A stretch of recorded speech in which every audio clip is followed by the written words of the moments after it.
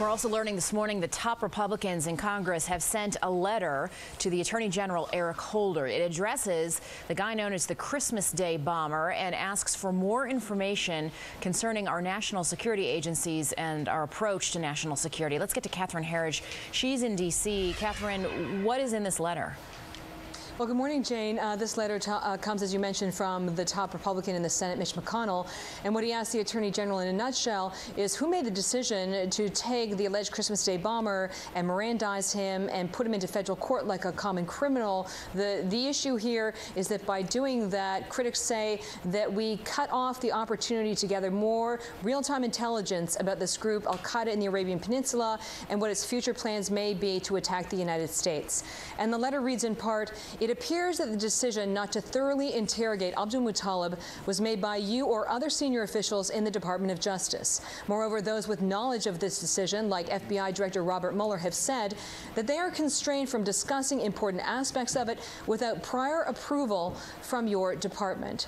So the top Senate Republican is saying that he wants some transparency in this decision. He wants to know who made the decision, the rationale for that decision, and I find it interesting that he wants to know why the FBI director apparently is being prevented from discussing it fully with members of Congress.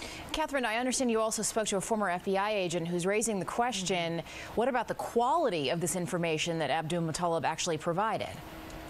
Well, Jane, this is a story I've been trying to get at for some time, and I think today I've finally been able to.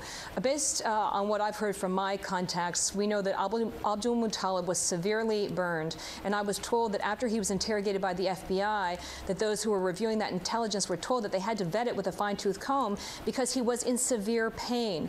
And earlier today, I spoke with a former FBI agent who is still in touch with former colleagues, and he is raising questions about the quality of that information. Let's listen. The description that has been relayed to me makes it hard to believe that he was making much sense at all. He was burned very badly in a very private area, which is going to disrupt that amount of intense pain is going to disrupt anybody's thought processes. They're going to be almost out of their minds, not just in pain, but in shock and realization of what's happened to them.